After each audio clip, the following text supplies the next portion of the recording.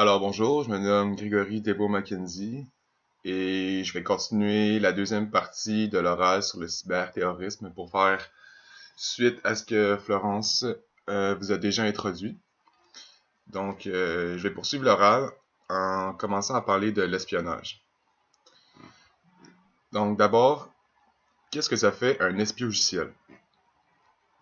Un espiogiciel, en plus qu'il soit facilement procurable et disséminable par tout le monde, et qu'on n'a pas besoin d'être un spécialiste en la matière pour les déclencher, bien, ce logiciel espion va venir s'installer dans un autre organisme informatique afin surtout de faire de la collecte de données, puis de transférer les informations sur l'environnement qui s'est installé, et ce, si possible, toujours à l'insu de l'utilisateur. Un des logiciels les plus renommés jusqu'à maintenant, dans son domaine en tout cas, c'est le logiciel Sauron, qui est apparu officiellement en 2011 et repéré par les autorités russes. Qu'est-ce que Sauron va cibler prioritairement? Il va s'attaquer surtout au gouvernement, aux marchés financiers, les ministères de défense ou les autres organisations reliées à la recherche scientifique, où ils sont capables d'aller chercher vraiment de l'information sensible qui leur est pertinente pour pouvoir avancer dans leurs opérations. Ce que Sauron va faire, c'est qu'il, grosso modo, c'est qu'il capte à distance des documents et des clés de chiffrement, qui lui permet ainsi d'aller chercher de l'information en discrétion. Puis, ce qui est vraiment embêtant avec Sauron, c'est qu'il est très difficile de se débarrasser, parce qu'il va s'ajouter constamment au système dans lequel il est implanté. Donc ça pourrait être un des moyens utilisés par les groupes terroristes pour aller rafler de l'information à leurs amis, ennemis ou victimes potentielles pour ainsi planifier par la suite des attaques majeures. Pour ce qui est maintenant des vols de données et actes perturbateurs, en fait, ce que c'est le vol de données, ben, ça va permettre aux groupes terroristes de recueillir un nombre assez important d'informations cruciales à leur sujet. Donc, comme c'est dans le cas de Ferizi, qui était un Américain, qui lui a avoué avoir piraté le système informatique gouvernemental américain, et il aurait remis à ce moment-là à des groupes radicaux les informations personnelles et sensibles sur différents employés fédéraux et membres de la force armée américaine. Donc, c'est sûr qu'idéalement, du vol de données, ça va essayer de se faire toujours de façon à ce que les victimes soient pas au courant de la cyberattaque, mais c'est pas toujours réalisable. Puis, pour ce qui est des actes perturbateurs, il y en a déjà eu dans le passé des événements de cyberattaque qui ont porté préjudice contre des institutions publiques importantes. Si on remonte en effet en 2015, c'était le réseau TV5 Monde qui a été piraté et revendiqué par l'État islamique. À ce moment-là, les pirates ont été en mesure de bloquer la diffusion de programmes sur la chaîne et également l'échange de courriels entre le personnel de l'organisation. Bien que dit comme ça sonne assez anodin, étant donné qu'il n'y a pas de dommages matériels ou physiques, ni de pertes humaines comme on est habitué de le voir. Les conséquences sont malgré tout importantes pour l'organisation et ça démontre clairement que nul n'est vraiment à l'abri d'une cyberattaque terroriste si on demeure négligent face à ça. Et comme l'objectif des terroristes est toujours dans une optique de terreur ou de contrôle par la peur, ben il faut que les institutions ils doivent apprendre si une attaque a été commise à leur endroit pour perfectionner leurs paramètres de cybersécurité puis prévenir la possibilité qu'une nouvelle attaque soit commise contre eux dans un futur proche. Maintenant, je vais vous parler des actes de cyberterrorisme, ceux qui auraient pu se révéler dévastatrices si ils avaient été revendiqués ou commis par un groupe terroriste. Donc, jusqu'à présent, on a vu que les groupes terroristes utilisent le web de différentes façons, mais c'est toujours dans l'optique de faire avancer leur cause commune en lien avec leurs croyances puis surtout leurs revendications.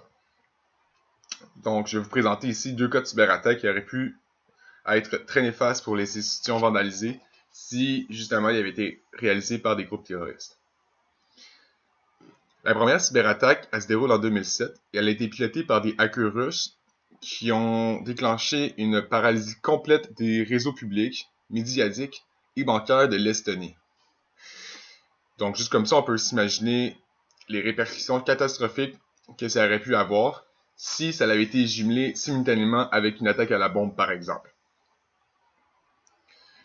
Une deuxième cyberattaque qui s'est déroulée en 2010, ça met en scène le ver Stuxnet, qui lui va venir endommager 2 installations nucléaires en Iran, qui va causer des dommages considérables à leur système informatique. Donc là, il n'y a pas eu de retombées très graves, mais on peut encore une fois s'imaginer que si un groupe terroriste aurait peut-être réussi à perturber le système de façon à surchauffer les centrales, puis ainsi causer des explosions similaires à Tchernobyl.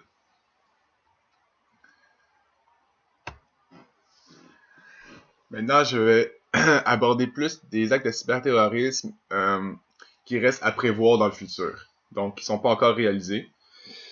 Mais c'est sûr qu'il est difficile, avec tout ce qu'on vient de parler, de se positionner clairement à savoir si le cyberterrorisme, en fait, est-ce que ça représente une réelle menace ou c'est simplement encore de la fiction?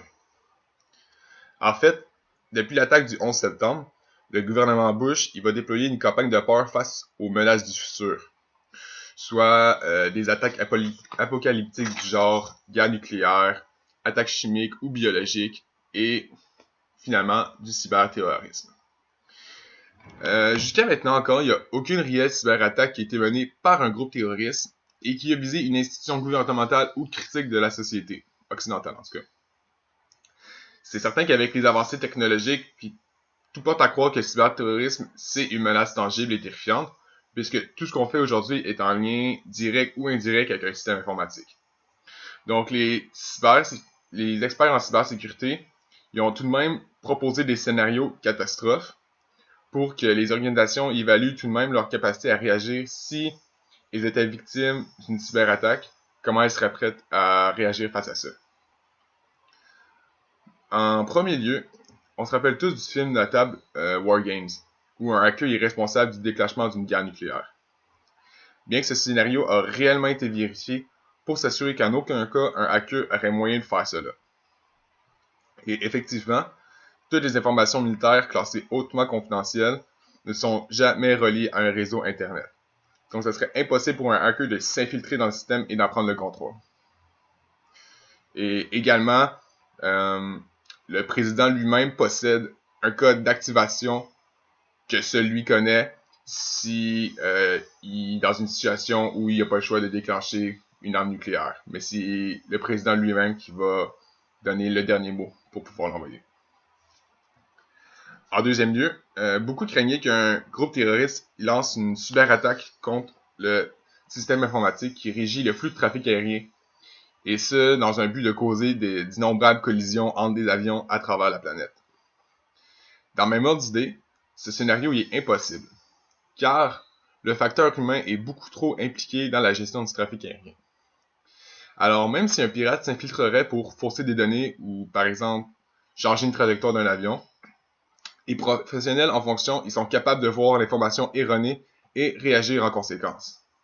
Il faut se dire que les contrôleurs aériens, ils commettent des erreurs au quotidien et il n'y a pas plus d'accidents dans le ciel pour autant.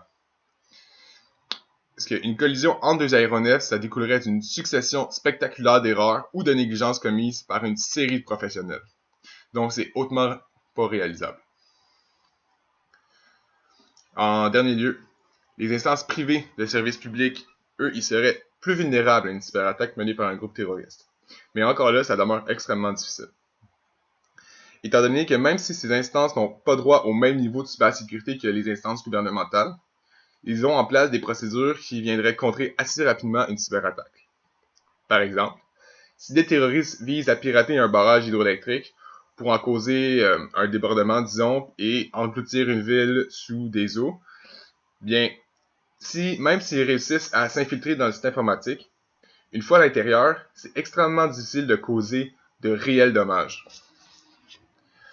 En effet, une cyberattaque, elle doit d'emblée perdurer dans le temps si elle tient à perturber véritablement les opérations de l'instance privée et à s'attaquer à de multiples cibles en même temps dans le réseau pour créer l'effet de terreur recherché.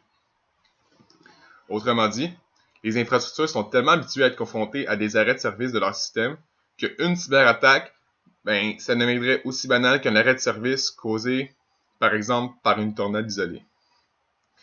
Le personnel qualifié, il peut réparer la brèche rapidement, et là, le pirate informatique, il va recommencer à zéro sa cyberattaque au complet.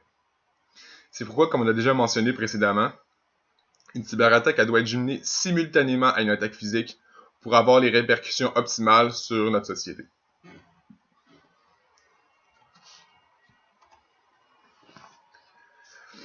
Maintenant, je vais aborder les solutions aux pistes de solutions face au cyberterrorisme. Qu'est-ce qu'on peut faire en tant que société pour se préparer à une cyberattaque ou pour rencontrer? Comme le cyberterrorisme, c'est une menace en devenir, il n'existe pas pour l'instant un moyen infaillible pour stopper les perturbations du cyberterrorisme. On peut se l'imaginer. On va notamment mettre en place différentes actions qui vont venir diminuer au moins le risque qu'il survienne. Une première approche serait d'abord que les services de police développent un système de veille pour demeurer le plus vigilant possible sur la toile d'Internet.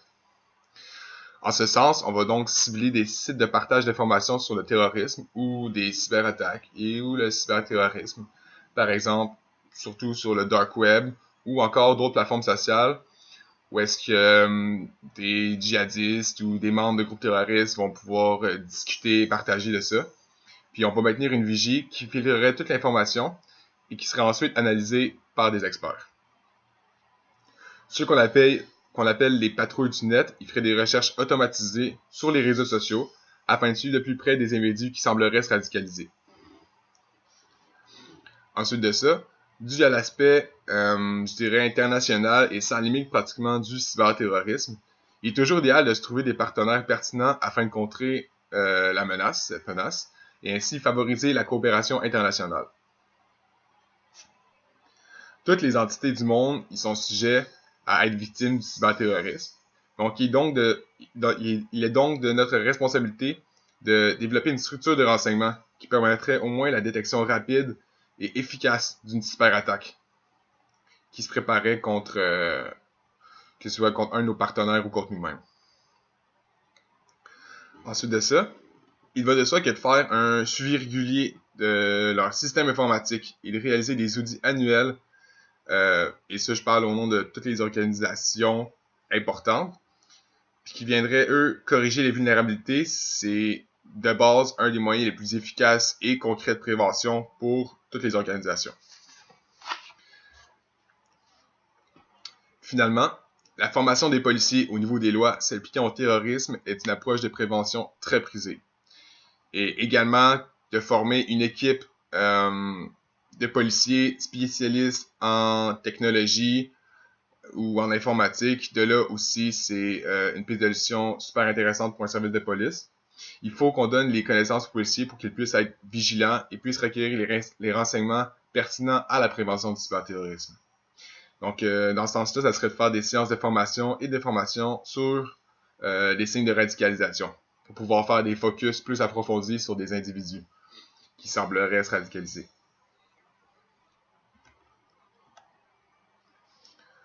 En conclusion, le cyberterrorisme, ça demeure un sujet chaud en ce moment pour tous les experts en sécurité.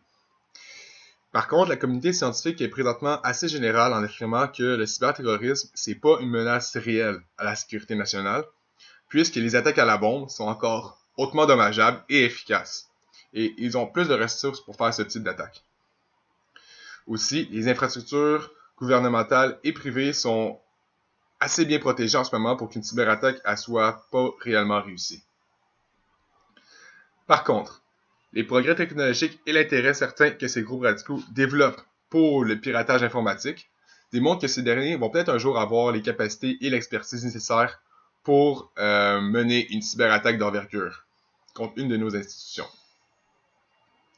Ainsi, la Sûreté du Québec elle doit être en mesure de déployer les ressources et former son personnel pour qu'il puisse être prêt au moins à faire face à ce genre d'attaque-là dans le futur. Il ne faut pas négliger ce type d'attaque si on ne veut pas se retrouver à la merci de ces extrémistes dans une dizaine d'années quand ils auront développé leur escouade de pirates informatiques. Donc, je vous remercie beaucoup de nous avoir écoutés. J'espère que vous avez apprécié notre présentation orale. Merci à tous et bonne journée.